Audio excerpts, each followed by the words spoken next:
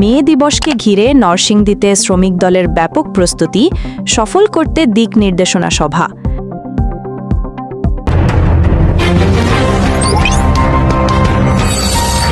মহান মে দিবস উদযাপন 2026 উপলক্ষে নরসিংদী জেলা শ্রমিক দল কর্তৃক আয়োজিত 27 এপ্রিল সোমবার বিকেলে নরসিংদী জেলা বিএনপির কার্যালয়ে নরসিংদী জেলা জাতীয়তাবাদী শ্রমিক দলের সকল থানা উপজেলার নেতৃবৃন্দদের নিয়ে মহান মে দিবসকে সফল করার লক্ষ্যে প্রস্তুতি সভা অনুষ্ঠিত হয়।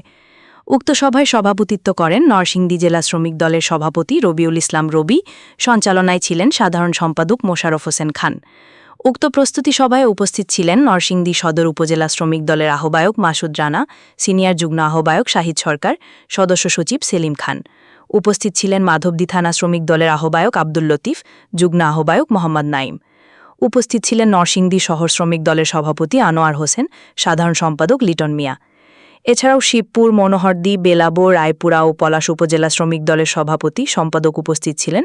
সভাস্থল থেকে বিভিন্ন শহর, থানা, উপজেলা হতে আগত নেতৃবৃন্দ ঢাকায় মহাসমাবেশ সফল করার জন্য বিভিন্ন দিক নির্দেশনামূলক বক্তব্য রাখেন।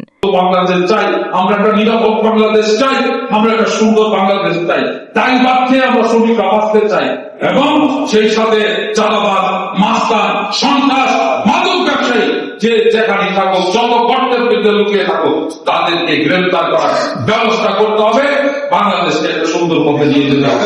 এই ছিল আমাদের মূল কথা।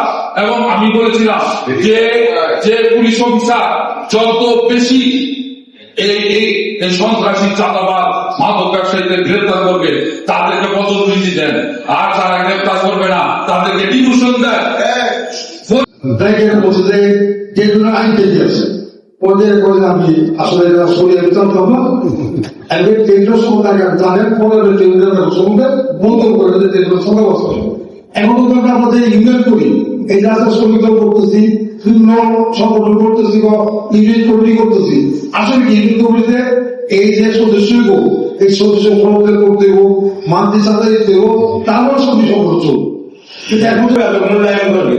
কিন্তু বাস্তবে আমাদের যে দেশটা, আমাদের এই বিএনপি চেয়ারপারসন, আমাদের বর্তমান প্রধানমন্ত্রী তারেক রহমান ইনশাআল্লাহ জনগণের ভোটের দায়িত্ব পেয়েছেন। কিন্তু দায়িত্ব পাওয়ার পরে আমরা যে কার্যক্রমগুলো আমাদের সরকারে বিভিন্ন জায়গায় দেখছি, কিন্তু বিগত দিনে যারা আওয়ামী লীগের সাথে আঘাত করে চলত, যারা আওয়ামী লীগের সাথে হয়তো সুবিধা দিচ্ছে আওয়ামী লীগের এরা, কিন্তু এখন আবার কি আওয়ামী লীগের এরাই আন্দোলন এবং 2024 সালে স্বৈরাচার শেখ হাসিনা আন্দোলনের প্রত্যেকটি সংগ্রামে শ্রমিকদের ভূমিকা সবচেয়ে বেশি ছিল। হয়তো বা প্রেক্ষাপটটা ছাত্র নেতৃত্ব দিয়েছে, 24 ছাত্র নেতৃত্ব দিয়েছে, কিন্তু তার ভিতরেও আপনার রবি বলে গেছেন যে 16-24 আন্দোলনে 101 জন শ্রমিক নেতা শহীদ হয়েছেন।